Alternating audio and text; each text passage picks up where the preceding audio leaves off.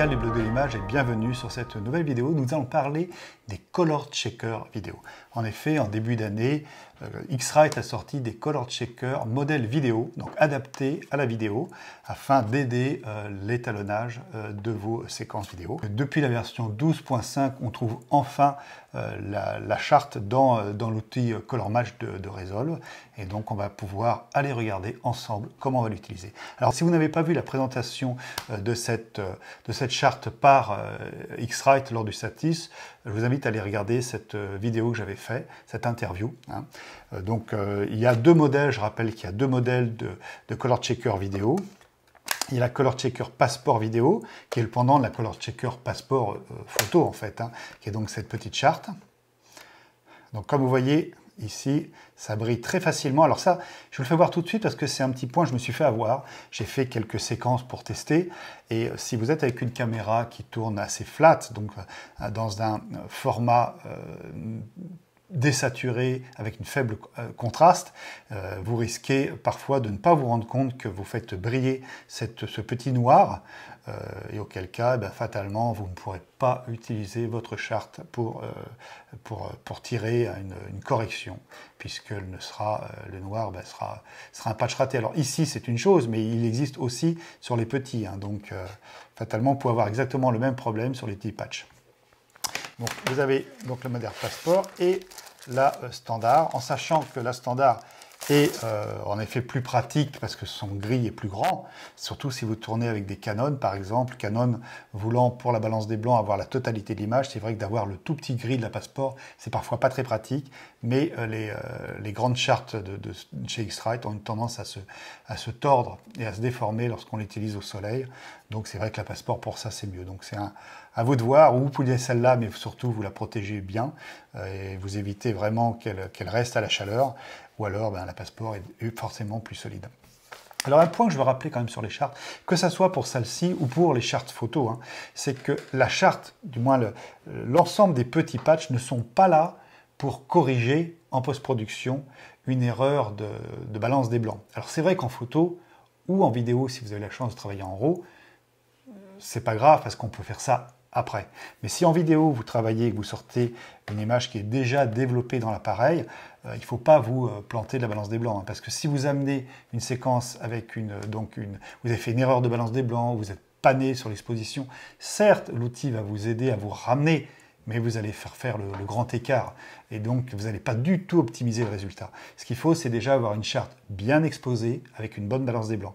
Alors attention, vos chartes ont les outils pour ça, hein. C'est-à-dire que sur la grande, si vous retournez, vous avez ici un gris qui vous permet de faire la balance des blancs. Sur la petite, vous l'avez aussi, hein. Il va se trouver ici, donc en petite taille bien sûr, hein, ici. Pour ce qui est de l'exposition, c'est pareil. Si vous voulez vraiment optimiser le résultat, il faut que votre charte soit bien exposée, soit correctement exposée. Donc, vous avez aussi dans la charte des outils pour vous aider. Avec ces trois bandes, vous pouvez, grâce à l'histogramme, si vous n'avez pas de cellule, vous pouvez, avec cet histogramme, trouver la bonne exposition. Si vous ne savez pas comment faire, j'ai aussi une petite vidéo que j'avais tournée là-dessus. Vous la trouvez avec ce lien ici. Ici, et ici c'est pareil, vous avez aussi, encore une fois, ici vous en avez carrément 4 qui vont vous aider à trouver votre exposition. Hein, voilà. Alors qu'est-ce que je pourrais aussi vous dire sur l'utilisation des chartes? Attention, une erreur classique quand on n'a pas habitué, si vous le faites en l'air, tout va bien. Si vous le posez sur votre fond photo par exemple, gaffez-vous, surtout si vous êtes sur un fond par exemple bleu, rouge, vert, qu'en le posant vous allez avoir un retour de la teinte qui va venir taper vos patchs, et ça va bien sûr rendre votre exposition de charte caduque, puisque vous allez générer des déviances couleurs. Hein. Donc dans ces cas-là, ce que vous faites, c'est ou vous le surélevez, ou vous mettez quelque chose de gris ou de neutre, de manière à ne pas repeindre votre charte avec le retour d'une couleur qui est sur votre fond. Important. Et sinon, voilà quoi, c'est tout. Mais gaffez-vous encore une fois aux reflets, hein, elles sont elles peuvent très vite briller, du moins les patchs de couleurs. Et sinon, maintenant, on va aller dans Resolve voir comment on utilise ces chartes avec l'outil Color Match du nouveau Resolve. Nous nous retrouvons maintenant dans DaVinci Resolve pour voir comment utiliser les chartes Color Checker, les nouvelles chartes Color Checker vidéo, avec l'outil Color Match de Resolve. Je vous rappelle qu'il faut avoir la version 12.5 pour voir apparaître le fichier de référence des Color Checker vidéo. Donc maintenant, j'ai déjà sur Resolve fait un petit montage où j'ai placé quelques séquences faites donc avec différentes caméras. On retrouve du 5D, de la Blackmagic Pocket, de la C300, des plans faits avec un téléphone et de la Blackmagic Cinema en RAW. Et on va regarder comment utiliser la charte pour faire un étalonnage primaire sur Resolve. Alors au début, j'ai placé différentes pistes sur lesquelles j'ai mis les plans pour chaque caméra. Et au début, avant mon petit montage, qui est plus un raboutage de plans d'ailleurs, mais bon, avant mon montage, j'ai placé un petit bout de séquence où on voit que j'ai tourné, où j'ai fait apparaître en fait la charte de manière à l'utiliser pour faire ma correction couleur. Je vais directement dans l'onglet couleur et on va commencer par la première séquence qui est faite avec un 5D. Je vais donc ici aller chercher l'outil Color Chart pour pouvoir avoir les repères. Je me mets ici sur l'outil Color Match. Je pense tout de suite à aller sélectionner la bonne charte. Donc faites attention, si vous ne sélectionnez pas la bonne charte, non seulement vous risquez de ne pas avoir les bons repères, mais vous allez avoir des gros problèmes lorsque vous allez chercher à faire votre correction couleur. Donc j'amène mes petits repères avec la molette de la souris. Vous pouvez en la faisant tourner, vous faites faire grossir, et en appuyant sur cette molette, vous pouvez repositionner de manière à voir plus clairement. Si votre charte est de petite taille, vous pouvez comme ça placer plus proprement vos petits fichiers, enfin vos petites sélections. Faites attention, ils doivent bien être au milieu de chaque patch de couleur. Ce que je vais faire, c'est que je vais vous amener un scope. Moi, j'utilise d'autres scopes qui sont reliés à ma station, mais ça va aussi vous aider de mettre des petits scopes ici qui vont apparaître. Donc là, pour le tuto, j'ai tout mis sur un seul écran, mais très clairement, si vous pouvez utiliser deux écrans avec Resolve, c'est beaucoup plus clair et beaucoup plus facile. Donc maintenant que j'ai fait ça, que j'ai positionné, je suis bien en passeport vidéo, ce qui correspond à la charte, et je vais faire un match. Si vous ne faites pas tourner le film, vous restez bien sur la même image dans la séquence où vous avez positionné vos références, vous pouvez très bien ici aller chercher le qualifieur, vous faites un clic droit, vous cliquez sur Show Picker et vous voyez comme ça apparaître vos informations. Ça va vous permettre de voir si oui ou non votre color temp, vous pouvez appliquer une petite différence pour l'interprétation en changeant donc cette valeur, et grâce à la pipette, vous pouvez vous rendre compte si oui ou non cette température est bien adaptée. Là on voit que je manque un peu de bleu, que je suis un petit peu jaune, donc on peut refaire une nouvelle correction couleur pour essayer de peaufiner ce premier réglage. Alors attention, ne faites pas une modification et rematch, n'appliquez pas des corrections couleurs sur des corrections couleurs. Il faut vraiment resetter la première correction. Vous avez ici deux possibilités, soit le premier reset. Si vous faites ce premier reset, vous allez aussi resetter le positionnement de vos fichiers, enfin de vos petits patchs de référence, de votre grille. Donc il faut que vous fassiez un reset sur le deuxième. Celui-ci va resetter les infos, enfin la correction couleur, mais va vous laisser votre grille en place. Donc ici, par exemple, je vais aller un peu plus loin, on va dire 6008 peut-être. Voilà, je fais un match. Et maintenant, je vais voir si ça se passe mieux. Voilà, donc vous voyez qu'on est déjà beaucoup mieux. On peut essayer d'aller encore un peu plus loin, pourquoi pas. On va essayer un petit 6009. Hop là. Hop, voilà, match. Et voilà, on est pas mal. On est pas mal là. Donc maintenant, une fois que j'ai fait ça, je vais créer un autre node. Je vais remettre mon image en plein écran. Et sur ce node, je vais aller revoir les densités, puisqu'on voit que je suis pas très bon en densité là. Donc je vais ramener ici. Alors vous pouvez utiliser, vous voyez que ces trois petits carreaux blancs que vous voyez apparaître, vous les voyez apparaître sur le scope à cet endroit. Donc vous pouvez utiliser ces repères aussi.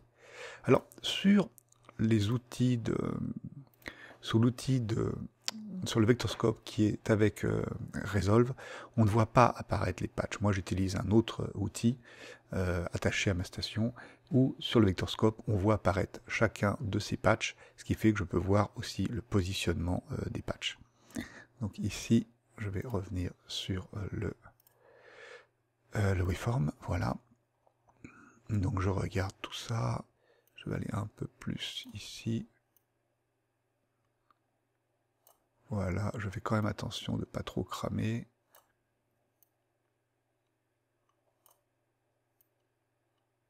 Bon, c'est une première, de toute manière, une première passe. Là, je vais faire un serial et je vais l'appliquer de la saturation parce que ça va considérablement changer aussi notre perception des couleurs. Alors, il y a plusieurs manières de poser de la saturation sur Resolve. Je vais vous en faire voir 3. La première, qui n'est pas celle que moi je préfère, qui est juste simplement d'aller toucher sur cette petite onglet SAT. Voilà. Le deuxième, donc je vais faire un double clic pour le réinitialiser. La deuxième qui est souvent utilisée, c'est en descendant l'alluma et en montant après la totalité des canaux. En fait, ce que l'on fait, c'est qu'on fait de cette manière-là monter tout doucement les 3 canaux simultanément, ce qui fait monter la saturation. C'est pas non plus la manière que je préfère. Personnellement, je préfère aller sur le RGB mixeur, pousser les canaux au maximum. Donc bien sûr, là, c'est un peu beaucoup saturé. Et là, vous allez sur le key, en descendant votre gain à 0, vous annulez complètement la saturation que vous avez appliquée sur les canaux, mais en montant tout doucement le gain, vous voyez que vous êtes beaucoup plus souple pour appliquer une saturation en passant par cet outil. Alors après, c'est une histoire de goût, à chacun de trouver l'outil qui lui correspond. Là, je reviendrai ici pour aller modifier un peu l'aspect général par rapport à mon sac.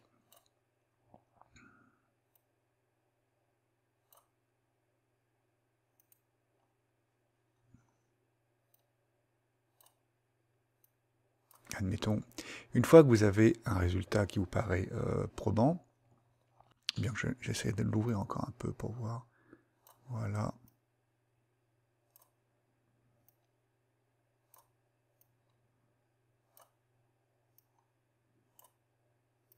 Voilà, admettons. Une fois que vous avez donc un résultat qui vous paraît probant comme première passe, vous faites un clic droit, Grab Style, et ici vous allez cliquer en référence le nom de la caméra 5D, de manière à vous rappeler que ce Grab Style est fait pour les fichiers qui ont été tournés avec un 5D. Je vais aller maintenant sur le deuxième. C'est du ProRes 422HQ, c'est donc de la Blackmagic Pocket. Encore une fois, je vais aller chercher la bonne charte. Faites attention à ça, si vous faites une erreur, vous aurez une punition directe. Donc ici, je fais Color Shard. Je vais positionner, encore une fois, mes petits carreaux de référence. J'utilise la molette pour grossir. Je ramène ça à l'écran, au centre de l'écran. Voilà, hop. Donc normalement, il y a les petits repères qui sont ici, mais parfois vous adaptez un peu. Ce qui est important de toute manière, c'est que vos pages soient bien au milieu. Enfin, vos petits carreaux qui vont servir à l'analyse soient bien au milieu de chaque page couleur. Donc ici, on est sur une pocket, ça veut dire que comme je l'ai tourné sous le mode film de la pocket, il ne faut pas choisir le Rec 709, il faut choisir Blackmagic Design Film. Et maintenant, je vais faire un match. Encore une fois, je vais chercher mon qualifieur pour voir la qualité. Donc on voit que je suis pas mal du tout, je ne vais rien changer du tout. C'est parfait. Je vais faire un serial node. On va aller encore une fois ouvrir. Voilà. On est pas mal. On voit que le fichier est quand même plus beau que sur le 5D, c'est clair. Et je vais aller faire un autre serial derrière, où je vais utiliser mon outil Fishdish pour la saturation. Donc voilà, comme j'aime bien les choses qui claquent, je peux revenir un peu. Alors ça, je vais le remettre en plein écran. Je vais augmenter un petit peu le contraste.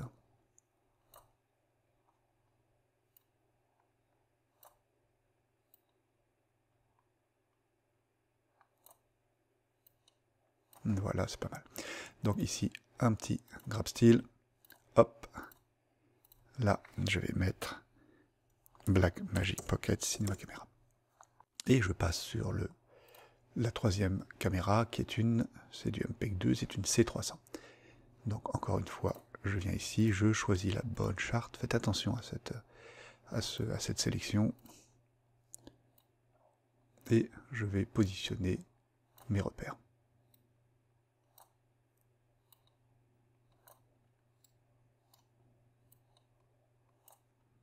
Donc c'est pas mal. Hop.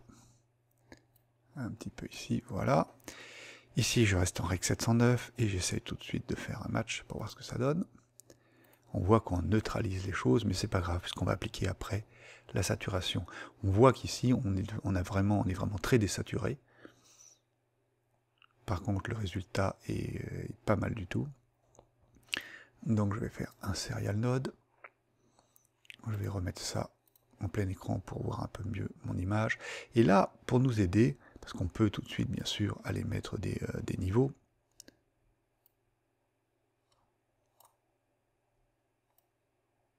On voit que le fichier devait être en Canon log, et on voit que le fichier était très flat. C'est quand même sur la C300 le mode qui permet d'avoir la meilleure dynamique. Donc ici, on voit que si on veut se rendre compte de la manière dont on va appliquer les densités, il est intéressant d'aller mettre tout de suite de la saturation à notre fichier.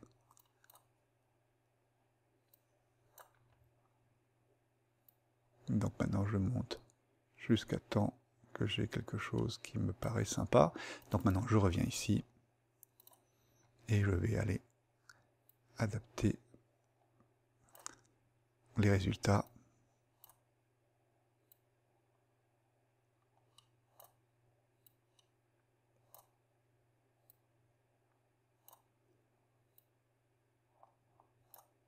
Donc on voit que là on est flat. Ce qui serait sympa, c'est entre les deux, c'est d'aller lui mettre un tout petit, une toute petite augmentation de cette manière. Voilà. Donc ici, on est pas mal du tout. Je reviens. Je vais peut-être mettre un petit peu plus de densité. Voilà. Une fois que je suis content de mon résultat, je fais un grab style. Ici, je fais C300. Et je passe à la caméra suivante. Donc là, on voit l'image qui est contrastée, saturée. C'est les images qui ont été faites avec un téléphone, avec un iPhone. Mais enfin bon, c'est quand même assez intéressant de voir qu'on arrive à monter des plans qui ont été faits avec des caméras vraiment très différentes. Bon, forcément, on n'aura pas la même qualité d'image au final, bon, évidemment. Mais vous allez voir tout de même que l'outil vous permet de facilement ramener toutes ces caméras pour pouvoir bien, faire une primaire assez correcte, quoi. Alors je vais ici, je choisis encore une fois la bonne charte. Hop, j'adapte déjà grossièrement mes repères. Et je grossis avec la molette de la souris, de manière à voir plus précisément ce que je suis en train de faire.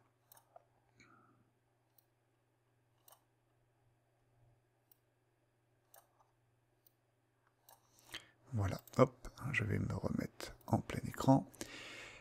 Maintenant, ici, je peux prendre du Rec 709, 6005, je le fais. Je viens chercher le qualifieur, je grossis tout de même pour mieux me rendre compte de ce que je fais. Et je vois qu'ici, on pourrait essayer de mettre un peu plus de bleu. Donc encore une fois, je choisis le deuxième pour ICT. Et je vais aller pousser ça à 6009, pourquoi pas. Voyons voir ce que ça donne. Et là, on voit qu'on est vraiment très très bien, quoi. Alors, je vais créer un deuxième node. Je ramène ça en plein écran, voilà. Ici, on voit que on n'a pas la même souplesse. Mais je vais aller chercher tout de suite mon node de saturation.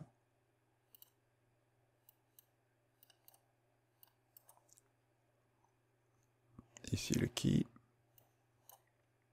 Et je augmente gentiment Donc là, je reviens ici et on va regarder comment je peux m'adapter. On va ouvrir un petit peu d'ici. Voilà. On va venir serrer un petit peu là. Et ici, on va... Alors on voit qu'ici, on manque un peu de chaleur par rapport aux autres. Mais ça, c'est assez simple. Il suffit d'aller sur le gamma et vous allez pousser un tout petit peu votre curseur vers le jaune, de manière à ramener un peu plus votre plan sur ce que l'on a sur les autres. Voilà. Donc ici, je fais un grab style. Sur ce grab style, je vais faire un high phone pour me rappeler ce à quoi correspond ce grab style, et je passe sur le DNG. Alors là, on est en RAW. Alors pour le RAW, vous avez deux manières de voir les choses. Il faut toujours faire attention du réglage que vous avez dans Caméra RAW. Si ici, sur Caméra RAW, vous avez vous avez utilisé votre réglage par défaut, et qu'il est en Reg 709, dans ces cas-là, en effet, vous devrez, sur l'outil Color Match, faire attention de vous mettre en Reg 709. Évidemment. Si, par contre, vous avez, sur ce réglage vous avez déjà appliqué une correction, et que vous l'avez mis, par exemple, en Blackmagic, dans ces cas-là, sur le Color Match, vous devrez ici vous mettre en Blackmagic. D'accord? Donc on va faire le premier, par exemple, je vais me laisser en Blackmagic. Ici, je prends l'outil qualifieur, je regarde un peu où j'en suis. D'accord? Ici, je le laisse, donc il est bien réglé d'ailleurs. J'avais dû déjà passer parce que ça me paraît trop bien réglé. C'est pas grave. Ici, je vais aller sur Color Checker maintenant. Donc je vais aller chercher la Color Shard. Hop.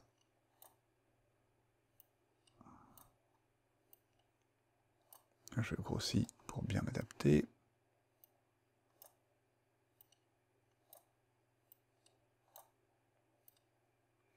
Voilà, ici, bien sûr, je fais attention. Ici, on a dit, j'étais en Blackmagic, ok. Donc là, je vais choisir Blackmagic. Tac.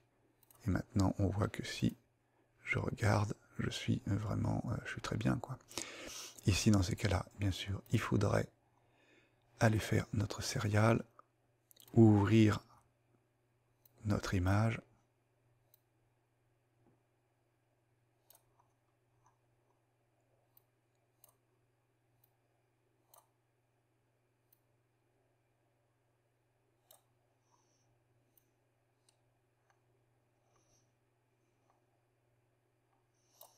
voilà, et faire un autre node pour aller appliquer la saturation. Bien sûr, là il y en a trop, et là on va monter notre saturation pour avoir quelque chose de pas mal. Voilà, on pourrait ici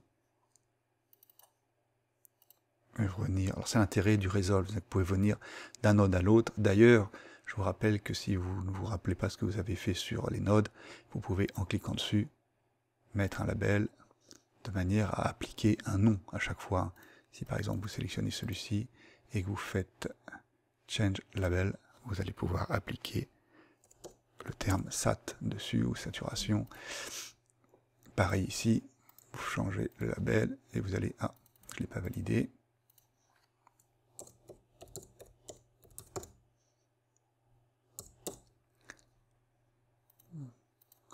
Voilà, ici, je pourrais faire Change Label et mettre correction couleur, etc. etc. Ok, donc ici, j'ai fait une première correction, je suis peut-être un peu fort en saturation. Voilà, et encore une fois, je vais pouvoir faire mon grab style, où je vais mettre Blackmagic Cinema Camera. Donc là, nous avons fait des grab styles pour chaque caméra. Maintenant, vous allez voir que c'est très facile. Ici, par exemple, j'ai un DNG, j'appuie sur commande pour, en cliquant, sélectionner tous les fichiers qui viennent de la même caméra. Je regarde si j'en ai pas d'autres.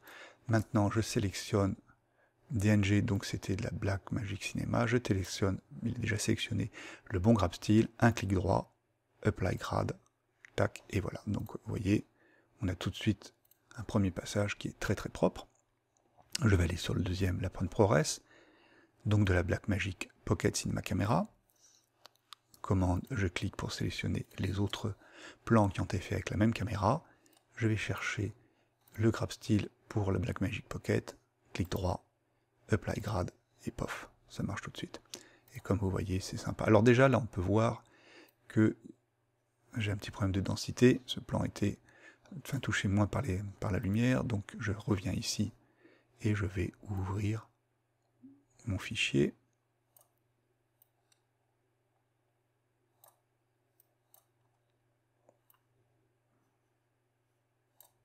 Donc je vais ouvrir un petit peu plus encore. Ça me paraît bien. Voilà.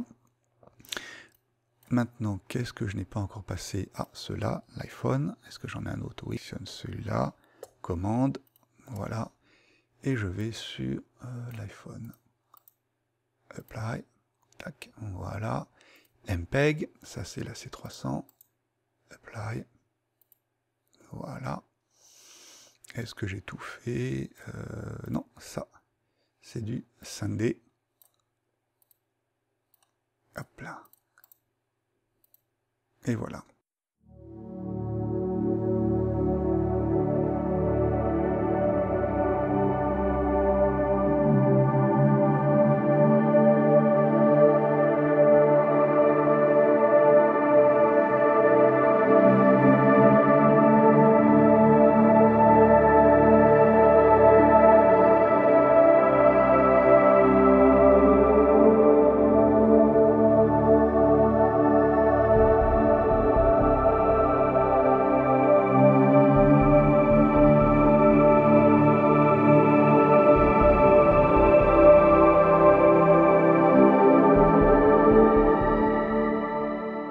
Maintenant que vous avez vu comment utiliser la Color Checker vidéo dans Resolve pour faire un étalonnage primaire, du moins une première couche d'étalonnage qui nous amène quand même à une bonne qualité, vous êtes libre de recevoir les rushs que j'ai utilisés, voire d'autres que je n'ai pas employés, afin de tester par vous-même l'outil Color Match de Resolve.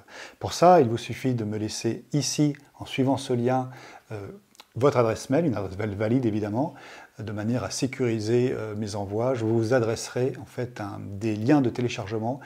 Ce que je vais aussi faire, c'est que je vous rentrerai dans un listing particulier pour Resolve.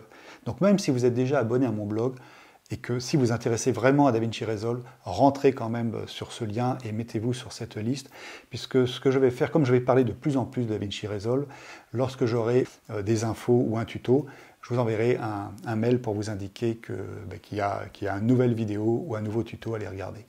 Donc n'hésitez pas à vous inscrire. Et bien sûr, comme d'habitude, si vous avez aimé ce tutoriel, eh bien merci de me laisser un commentaire sur les pages du blog. À très bientôt pour une prochaine vidéo. Au revoir.